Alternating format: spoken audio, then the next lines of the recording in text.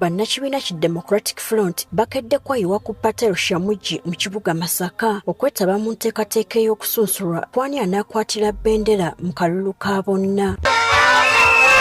Enteekateeka eno ewomeddwamu omutwe akakiiko k'ebyokulonda mu DF akakulemberwa Henry Lubowa era ng'okusunsula kubadde ku bifo byonna okuli ababaka ba paalamenti, bammeeya nga kw'otadde ne bakkansala. Bannakibiina bazze beenaanise langi za DF wakati mu kusagambiza.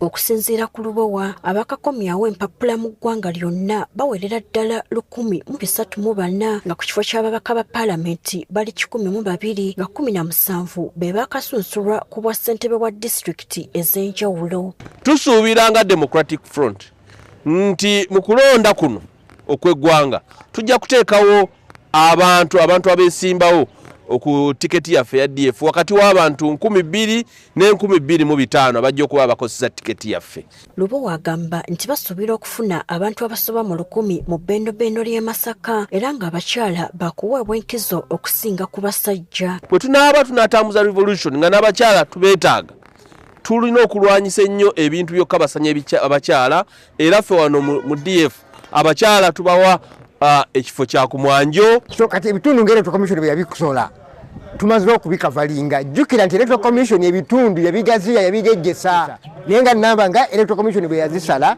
electoral areas zonna tumaze okuzikavalinga. Abamu ku beesimbyewo ku bifo by'abakkansala batubuulidde nga bwe basalawo okujja ku kkaadi ya DF nga banoonya mazima n'abwenkanya era baweze okuwangulira waggulu. Ndi mukyala ayagala nnyo amazima.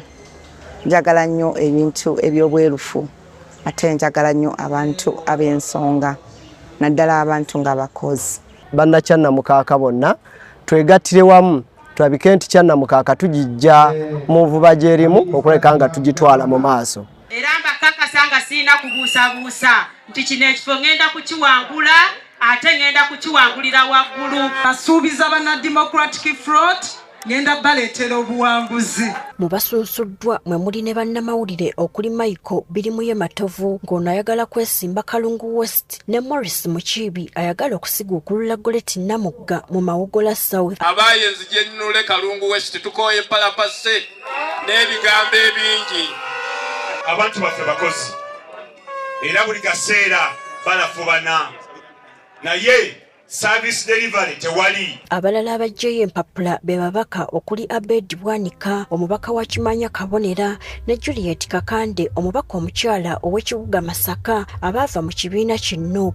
Tulina kgenda na kibiina ekiina abakulembeze abagala enkyukakyuka, abakulembeze abagezi, abakulembeze nga bw'olengera mu maaso mu butuufu be bantu boyinza okugenda nabo. Eriyo MP mu Uganda agabye mwanyize ngabye.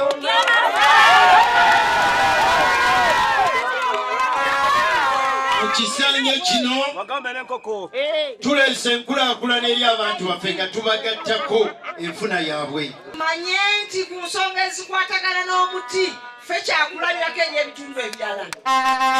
Ekyo tugenda kubeera kyakulabirako nga tuleseeyo obuwanguzi.